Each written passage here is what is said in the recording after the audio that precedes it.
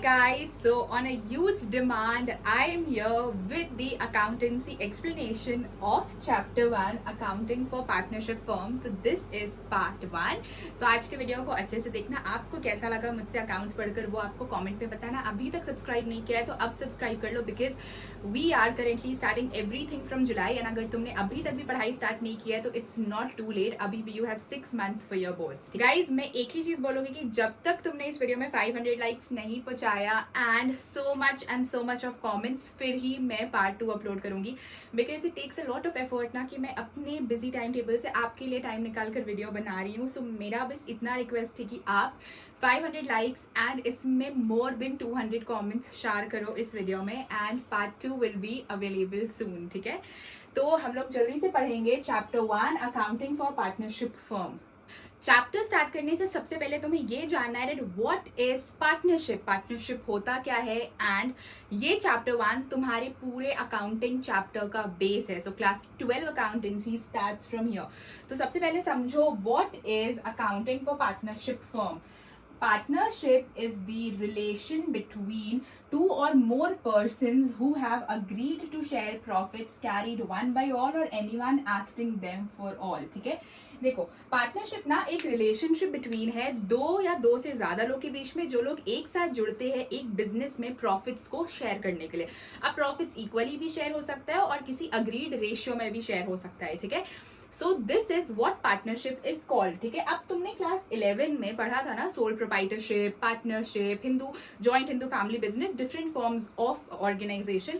सो sole proprietor में क्या होता था कि तुम्हारे पास एक ही मालिक होता था जो लॉसेस प्रॉफिट सब कुछ बेयर करता था. ठीक है, बट पार्टनरशिप में दो या दो से ज्यादा पार्टनर्स होते हैं जो मिल करके सारे प्रॉफिट्स को बेयर करते हैं. ठीक है, अब तुम समझो कि पार्टनरशिप का मेजर कैरेक्टरिस्टिक्स क्या है. ठीक है, तो सबसे पहला जो तुम्हारा कैरेक्टरिस्टिक्स आता है दैट इज एसोसिएशन ऑफ 2 और मोर पार्टनर्स. ठीक है, किसी भी पार्टनरशिप बिजनेस में हमेशा 2 या 2 से ज्यादा पार्टनर्स होने चाहिए तो ही वो बिजनेस पार्टनरशिप बिजनेस होगा. ठीक है, next comes is maximum number of partners. अब मैक्सिमम नंबर ऑफ पार्टनर्स तुम्हारे मिनिमम तो 2 होने चाहिए और मैक्सिमम 50 होने चाहिए एज पर companies rule 2014. This always comes in 1 mark MCQ की 50 मैक्सिमम पार्टनर्स कब होने चाहिए. ठीक है, तो ये MCQ में एकदम पूछता है. सो 50 पार्टनर्स तब हो गए क्योंकि ऐसा तुम्हारा कंपनीज रूल 2014 ने ये बताया है कि मिनिमम 2 पार्टनर्स होने चाहिए एंड मैक्सिमम 50 हो सकते हैं. ठीक है, now the third comes is existence of an agreement. देखो अब पार्टनरशिप बिजनेस में ना एक अग्रीमेंट होना चाहिए कि बिजनेस कैसे चलेगा. अब ये agreement banana it's not compulsory पर एक अग्रीमेंट होना चाहिए कि बिजनेस कैसे चलेगा, प्रॉफिट्स कैसे डिवाइड होंगे, अगर कभी बिजनेस में लॉस होगा तो वो कैसे बेयर होगा. ठीक है, so this is what called as existence of agreement. Partnership एक अग्रीमेंट बेसिस पे चलना चाहिए. अब इस अग्रीमेंट को क्या बोलते हैं मैं तुम्हें आगे बताऊंगी. ठीक है, now mutual agency is again very much important. देखो म्यूचुअल एजेंसी में क्या होता है ना, हर एक तुम्हारा पार्टनर एजेंट भी होता है और प्रिंसिपल भी होता है. मतलब एक पार्टनर दूसरे पार्टनर का एजेंट भी रहेगा, मतलब कि दैट इज सबऑर्डिनेट. ठीक है, और प्रिंसिपल मतलब उसका सुपीरियर. तो हर एक पार्टनर एक दूसरे पार्टनर को ऑर्डर्स दे भी सकता है और ऑर्डर्स ले भी सकता है. सुपीरियर की तरह भी बिहेव कर सकता है और सबऑर्डिनेट की तरह भी बिहेव कर सकता है. Now comes sharing of profit.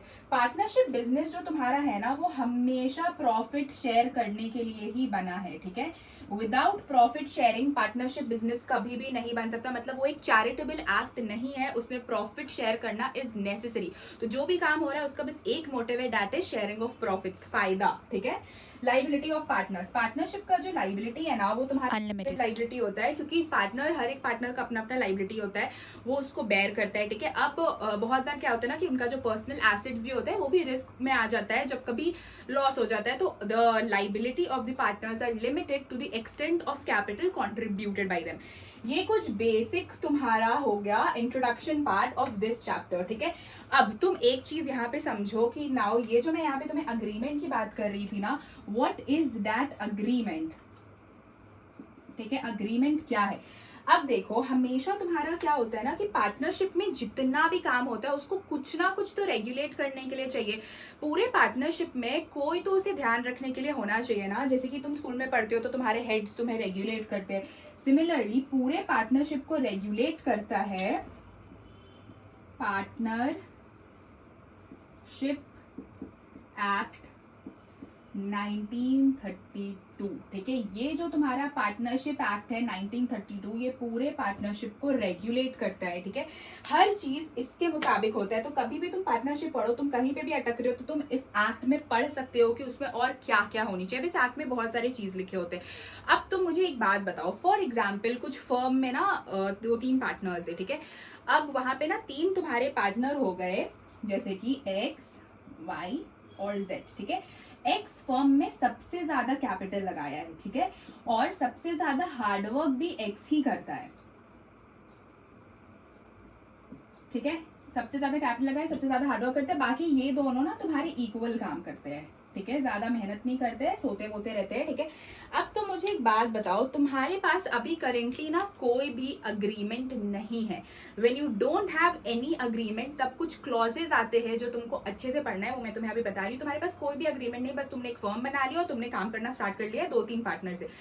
तो अगर तुम्हें एक्स बोल रहा है कि भाई मैं तो ज्यादा काम करता हूँ, मुझे ज्यादा कैपिटल मिलना चाहिए, साथ में मुझे सैलरी भी मिलनी चाहिए, तो तुम वो नहीं मानोगे, बिकॉज तुम्हारे पास कोई भी अग्रीमेंट नहीं है। When there is no agreement, तब पार्टनर को कोई सैलरी नहीं मिलेगी, कोई कमीशन नहीं मिलेगा, कोई बोनस नहीं मिलेगा। और ये अगर ये भी बोले ना कि मुझे प्रॉफिट्स ज्यादा मिले, तो इसे ज्यादा प्रॉफिट्स भी नहीं मिलेगी। When there is no agreement, no partnership deed, इस अग्रीमेंट को हम लोग बोलते हैं पार्टनरशिप डीड।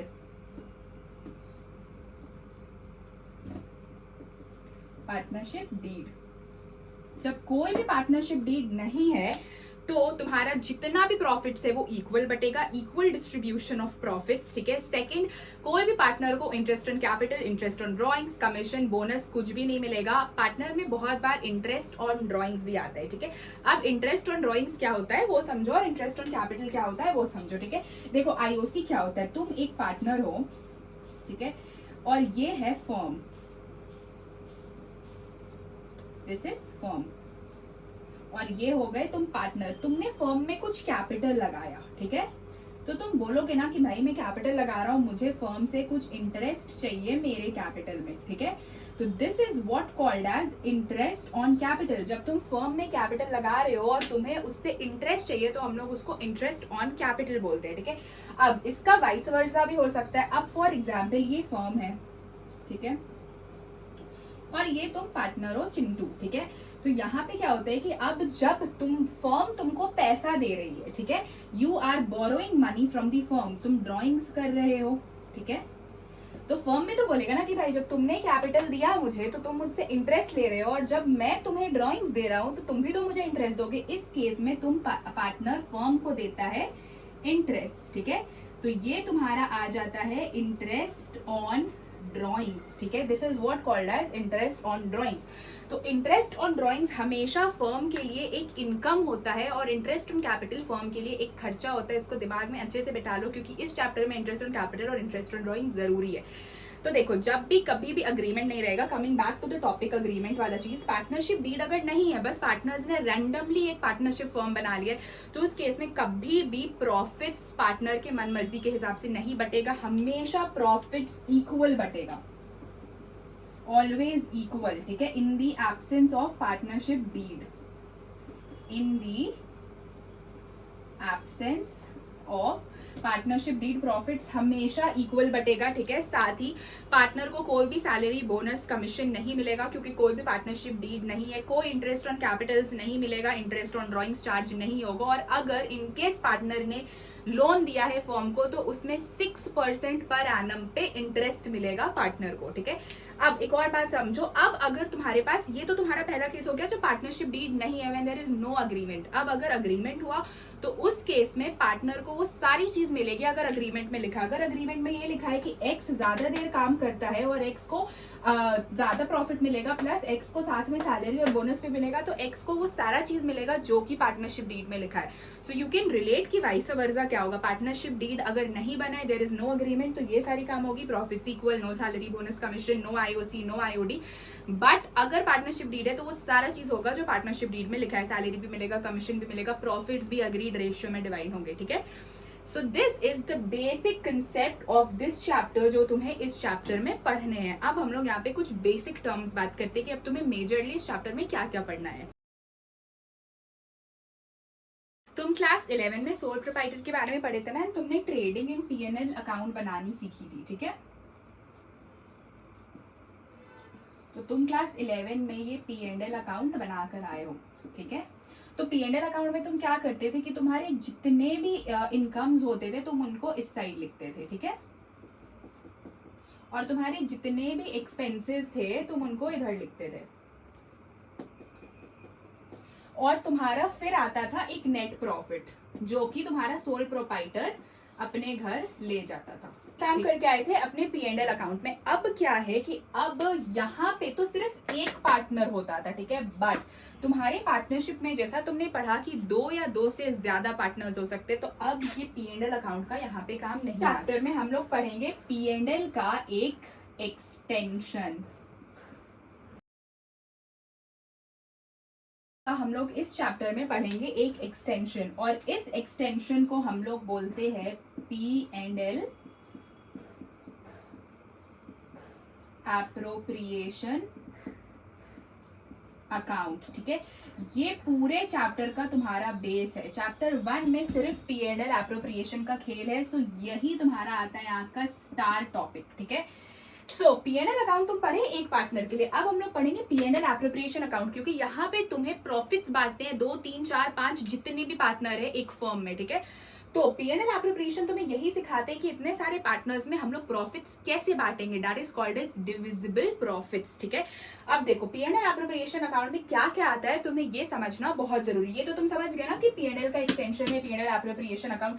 अब समझो कि पीएनएल एप्रोप्रिएशन में क्या क्या आता है। देखो ये हो गया तुम्हारा पीएनएल एप्रोप्रिएशन अकाउंट का फॉर्मेट, ठीक है। इट्स सिमिलर जो कि तुम पढ़कर आए हो 11th में भी पीएनएल अकाउंट के जैसा, लेकिन तुम्हें ये जानना पड़ेगा कि इसमें होता क्या क्या है। तो ये पीएनएल एप्रोप्रिएशन अकाउंट में इधर फर्म का जितना भी इनकम फर्म को मिलेगा हम लोग वो लिखेंगे, ठीक है। So this is the income side.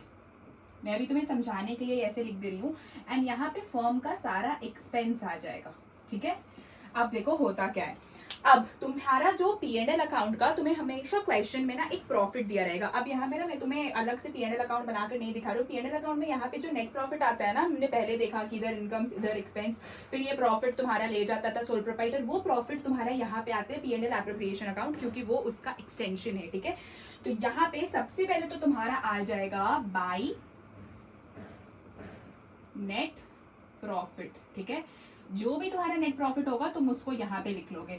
मैंने तुम्हें पहले ही बताया कि फर्म के लिए आईओडी इंटरेस्ट ऑन ड्रॉइंग्स हमेशा एक इनकम है जो कि फर्म को पार्टनर से मिलता है जब फर्म उसे कुछ पैसा देता है, ठीक है।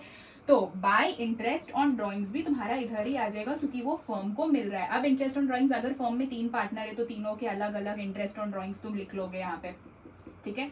नाउ अब तुम्हारा इस तरफ क्या क्या आएगा। फर्म के लिए जितना भी खर्चा है इंटरेस्ट ऑन कैपिटल फर्म को देना पड़ेगा। फर्म ने पार्टनर से कैपिटल लिया है तो उसमें फर्म को इंटरेस्ट देना पड़ेगा, सैलरी, बोनस, कमीशन, ये सारा चीज तुम्हारा इधर एक्सपेंस साइड आएगा, ठीक है। तो आएगा टू आईओसी, तुम्हारा जितने भी पार्टनर है वो लोग तीनों का इंटरेस्ट ऑन कैपिटल तुम यहाँ पर लिखोगे, ठीक है। फिर तुम्हारा आ जाएगा टू सैलरी, बोनस, कमीशन, जो भी तुम्हारा है वो सब तुम इधर लिख दोगे, ठीक है। अब गाइज यहाँ पे एक नोट लिखो, नोट मैनेजर का जो कमीशन होता है ना, मैनेजर्स कमीशन, वो कभी भी पीएनएल एप्रोप्रिएशन में नहीं आएगा। तो जो तुम्हारा मैनेजर का कमीशन है वो कभी भी तुम्हारा P&L एप्रोप्रिएशन अकाउंट में नहीं आएगा, इसको तुम्हें ध्यान में रखना है। हमेशा मैनेजर का कमीशन तुम्हारा P&L अकाउंट में जाएगा, ठीक है। मैनेजर का कमीशन तुम्हारा P&L अकाउंट में जाएगा। इंटरेस्ट ऑन लोन, अगर कोई भी इंटरेस्ट है, कभी पार्टनर ने लोन दिया है उसमें अगर कोई भी इंटरेस्ट है, फर्म ने पार्टनर को लोन दिया, ये सारा इंटरेस्ट भी तुम्हारा P&L अकाउंट में जाएगा, जो कि जब हम लोग क्वेश्चन सॉल्व करेंगे ना तो तुम्हें एक उसमें ब्रीफ मिल जाएगा। अभी फॉर अ बेसिक इंट्रोडक्शन में तुम्हें इतना बता दूं कि यहाँ पे तुम्हारा पार्टनर का कमीशन आएगा और जो मैनेजर का कमीशन है वो हमेशा P&L अकाउंट में जाएगा, क्योंकि वो एक खर्चा है। फर्म जितना भी खर्चा करती है ना एक बिजनेस को चलाने में, वो तुम्हारा P&L अकाउंट में जाता है, ठीक है। तो मैनेजर का कमीशन भी तुम्हारा हमेशा P&L अकाउंट में जाएगा। रेंट भी तुम्हारा P&L अकाउंट में जाएगा, क्योंकि वो फर्म का खर्चा है, वो अपने ऑफिस के लिए रेंट पे कर रहे हैं, तो वो P&L अकाउंट में जाएगा। एंड जितना चीज फर्म अपने पार्टनर को देता है वो सारा चीज P&L एप्रोप्रिएशन अकाउंट में आता है, ठीक है।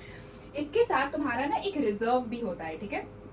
ये रिजर्व फर्म अपने लिए साइड करके रखती है, ये भी तुम्हारा यहीं पे आ जाता है P&L एप्रोप्रिएशन अकाउंट में, ठीक है। तो ये सारा चीज तुम्हारा P&L एप्रोप्रिएशन अकाउंट में आएगा। अब देखो फॉर एग्जांपल ना तुम्हारा यहाँ पे नेट प्रॉफिट था 1 लाख रुपीज, ठीक है। एंड तुम्हारा इंटरेस्ट ऑन ड्रॉइंग्स तीनों पार्टनर का समझ लो 5-5 हजार रुपए है, ठीक है। इसका चलो 10 ले लो, ठीक है। तो टोटल तुम्हारा ये आ गया 20,000। तो तुम्हारा ये टोटल हुआ ना 1,20,000। 1,20,000 में तुम्हें ये सब खर्चे माइनस करने। अब फॉर एग्जाम्पल तुम्हारा इंटरेस्ट ऑन ड्रॉइंग्स तीनों पार्टनर का 10K था, ठीक है। तो इधर तुम्हारा आ गया 30,000, ठीक है, जस्ट अज्यूम, ठीक है। सैलरी बोनस कमीशन अगर देख लो तुम्हारा था फॉर एग्जाम्पल 10,000 रुपए का, ठीक है।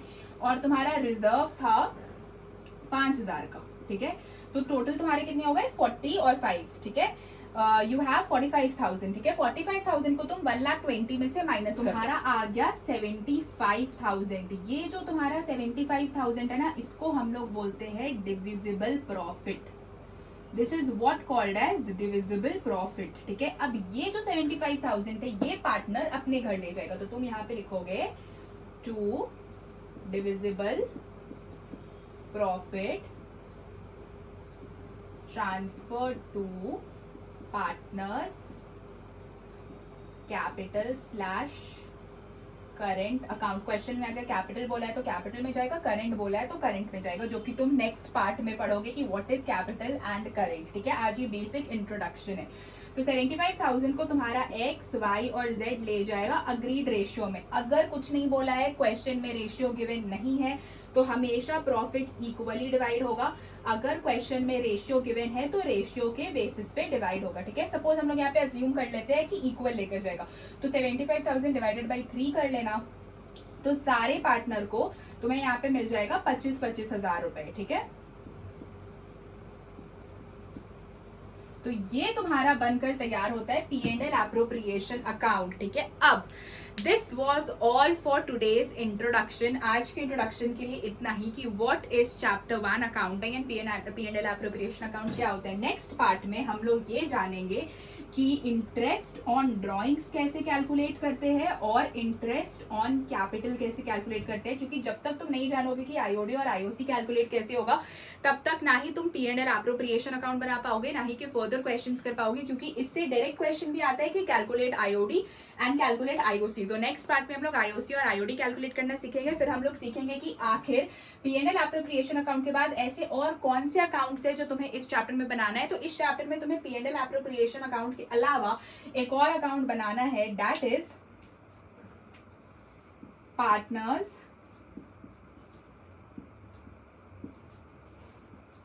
Capital account.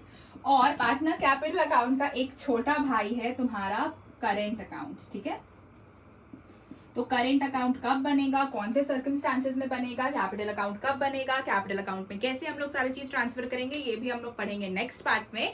So stay tuned for next part. And जैसा कि तुम्हें पता है कि आज का तुम्हारा काम क्या है, सबसे पहले तो इस वीडियो में 500 लाइक्स पहुंचाना है, बिकॉज क्योंकि मैंने तुम्हारे रिक्वेस्ट पे आज ये पढ़ाना स्टार्ट किया है and I will only continue when 500 likes are crossed plus more than 200 comments, ठीक है।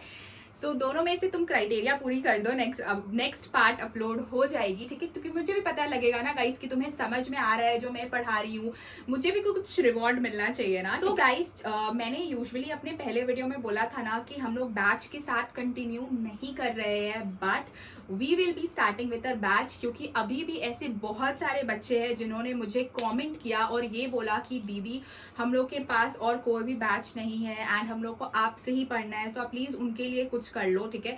So I am really helpful for all those people, ठीक है। So I will be starting the batch, ठीक है, एंड आपको accountancy और business studies का batch मिलेगा प्लस इंग्लिश, ये 3 पेपर के आपको मेरे बैच में ट्यूशंस मिलेंगे, that is online tuition in MS teams और जूम, ठीक है। एंड हम लोग सारा सिलेबस वहाँ पे कवर करेंगे by your pre boards, plus साथ में आपको मिलेगा topper tips, trick, strategy, paper presentation hacks, वो सब कुछ पर्सनली बहुत अच्छे से तुम्हें मिलेगा, बिकॉज और तुम मुझसे पर्सनली बात करके अपने सारे डाउट्स भी क्लियर कर सकते हो। लाइव डाउट सेशन, हम लोग MCQs सॉल्व करेंगे, मॉक टेस्ट, सैम्पल पेपर्स, वो सारा चीज सॉल्व करेंगे जिससे तुम अपने बोर्ड एग्जाम में मोर देन 95% ला सकते हो।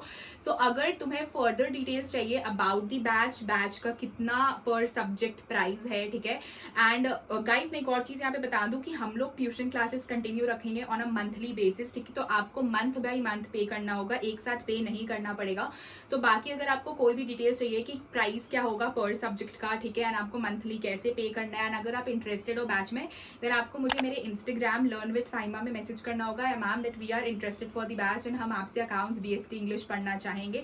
आप कोई एक सिंगल सब्जेक्ट भी पढ़ सकते हो, इट्स नॉट अ प्रॉब्लम, ठीक है। So you just need to message me on my Instagram learn with Faima and then फिर मैं आपका नाम ऐड कर दूंगी इन दी बैच लिस्ट और आपको मुझे मेरे पर्सनल नंबर पे व्हाट्सएप ग्रुप में ऐड किया जाएगा, जहाँ पे हम लोग सारा चीज डिस्कस करेंगे। That's all guys. आज का तुम्हारा काम है कि तुम जो भी बुक से पढ़ते हो उसका तुम DK गोयल या फिर TS गिरेवाल से ये निकाल के सिर्फ बेसिक कॉन्सेप्ट्स पढ़ोगे, और जितना मैंने तुम्हें रूल्स बताया कि पार्टनरशिप डीड नहीं होगा तो क्या होगा, पार्टनरशिप डीड होगा तो क्या होगा, पार्टनरशिप का मीनिंग और पार्टनरशिप का कैरेक्टरिस्टिक्स, ये तुम्हें आज बुक से पढ़ना है, बिकॉज इस चैप्टर से मैक्सिमम MCQ आते हैं फ्रॉम द थ्योरी पार्ट, ठीक है।